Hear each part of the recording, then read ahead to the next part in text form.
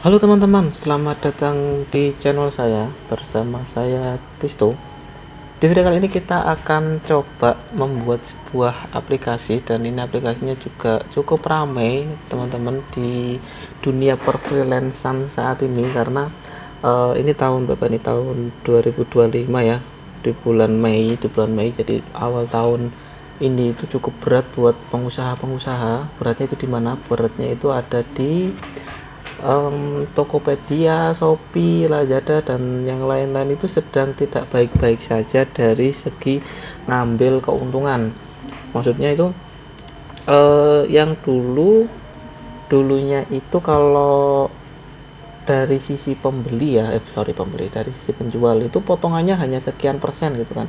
Sekarang ada yang sampai 15% potongan. Jadi misal kita beli kita jualan baju gitu kan, baju harganya 100.000 gitu kan, nah itu kepotongnya itu bisa sampai 15%, jadi kan 15.000, padahal dari penjual itu ngambil untung aja cuma mungkin anggapnya 10.000, tapi kepotong dari Tokopedia udah, atau Shopee ya, nggak bisa ngomong ke Tokopedia atau apapun itulah ya, dari marketplace lah itu kadang ada sampai 15% itu kan, potong 15.000 padahal untungnya dia ngambil cuma 10.000, udah tombol 5.000 gitu kan. Nah, itu makanya bilang saat ini dunia per marketplace per toko online itu lagi berat. Nah, solusinya itu ini para penjual itu sedang migrasi untuk mereka bagaimana caranya punya sistem toko online sendiri, selain untuk bisa lebih profesional ya, untuk juga kredibilitas dari toko itu sendiri. Jadi dia berharap pengusaha-pengusaha ini punya toko online. Nah, ini aku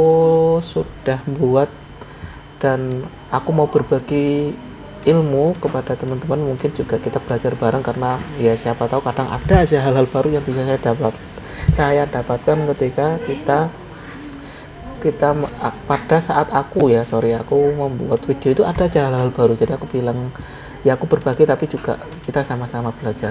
Nah, belajarnya apa? Kita bikin toko online. Toko onlinenya itu seperti ini teman-teman tampilannya. Ini tuh kalau teman-teman ngikutin Tokopedia, kan aku tuh ngikutin Tokopedia. Dulu tampilan Tokopedia tuh nggak jauh-jauh dari kayak gini. Sekarang itu udah beda banget. Tokopedia sekarang itu putih bersih gitu teman-teman. Ini kalau kita lihat Tokopedia itu putih bersih dan ya kayak gini. Aku nggak bisa lagi ngikutin desainnya, dalam artian kalau bikin bisa, cuma untuk kebutuhan toko online itu nggak bisa karena ini agak sulit ini. Kategorinya berbeda dan ini itu kayak pengkelompokan sendiri, jadi ya beda lah intinya kayak gitu. Jadi dulu itu tampilnya gini, ada fashion gini, jadi kotak kayak gini juga, terus di sini ada terlaris gitu kan, sama ke samping ini kayaknya juga masih ada sedikit sih di sini. Nah, di sini nih sebenarnya di sini tuh ada terlaris gitu kan, atau inilah macam flash sale kayak gini, dan itu bisa di scroll ke samping, terus nanti ke bawahnya itu kayak infinity scroll gitu, sama ini di sini juga infinity scroll ke bawahnya. Nah, ini kita bisa nge-scroll terus di atasnya itu ada kategori riwayat dan top up kayak gini. Dulu banget, tahun lama 2020-an. Ini aja aku bikin video 2025, jadi 5 tahun yang lalu. Nah, dari samping itu trennya juga teman-teman, aku juga ngembangin, ada salah satu klien ya, jadi kalau F, F, F apa ya, for your information, FYI itu ini aku udah punya banyak, bukan banyak ya, ini cukup banyak yang bikin aplikasi toko online di saya. Makanya ini aku juga mau berbagi ilmu juga teman-teman, bagaimana membuat sebuah aplikasi toko online. Dan salah satu kliennya itu ada yang minta untuk dibuatkan juga aplikasi kasirnya. Kenapa? Karena kan dia, para owner toko ini, dia kan juga jualan, ada, bukan pasti ya, tapi ada sebagian besar itu dia jualan juga offline, dia punya toko gitu kan, dia punya stok di gudang. Nah, ketika ada yang beli online itu ya harapannya mengurangi dari stoknya kan gitu. Nah, ini saya membuat, salah satu klien minta bikinkan sekaligus aplikasi kasirnya untuk stocking di gudang, di toko yang offline, dan ketika ada pembelian di online itu langsung otomatis berkurang. Contoh ketika anggap saja ini ada apa ini? Ada yang punya stok 166, ini baju ini ada 166 ya. Ini dia beli misal yang Oh, harus login dulu bentar ya. Kita beli yang atasan ini yang warna merah, kita beli, dia beli berapa, anggap saja beli 6 deh biar nanti stoknya 60, beli gitu kan, bayar, terus dia unggah dibayar di sini. Nah, nanti otomatis di kasir ada pemberitahuan nih teman-teman bahwa oh ini ada pembelanjaan nih, tapi di sini ini sama aja nih sebenarnya. Untuk notifikasinya hanya satu hanya bisa satu ini, satu apa namanya, satu aplikasi yang dapat notif. Sebenarnya ini loginnya sama, kita lihat di sini ada di penjualan online gitu kan, masuk di sini teman-teman, ada 466 sekian, sama nih di sini 49 sorry 494 dua dolar. Kita lihat bukti transfernya, kita terima pembayarannya udah. Nah, di sini nanti otomatis kita apa nih, kita refresh di sini nanti berkurang. Duh, kok nggak berkurang, berarti ini ngebug, nanti tak benerin. Tapi kalau kita lihat di manajemen produk, stoknya kok nggak berkurang. Ini kita di satu halaman yang sama nggak ya, lihat stok. Oh sebentar, ini coba kita kirim dulu. Wah, ini gagal nih. Oke, di sini ada terjual 7. Kita lihat stoknya yang di sini di bagian produk, sorry manajemen produk di bagian ini. Kok nggak berubah ya teman-teman? Oh, manajemen stoknya tak matiin teman-teman. Jadi ini juga bisa diatur ya, kalau manajemen stoknya dimatiin dia nggak akan kehitung pengeluaran stoknya. Kita jangan coba yang varian ya, kita coba yang produk. Oh, ini ada ini ada stok 54 ya, apa ini namanya, GB layer makanan. Ini kita coba beli, ada stoknya 40, ada stoknya 54, kita beli 10 misal.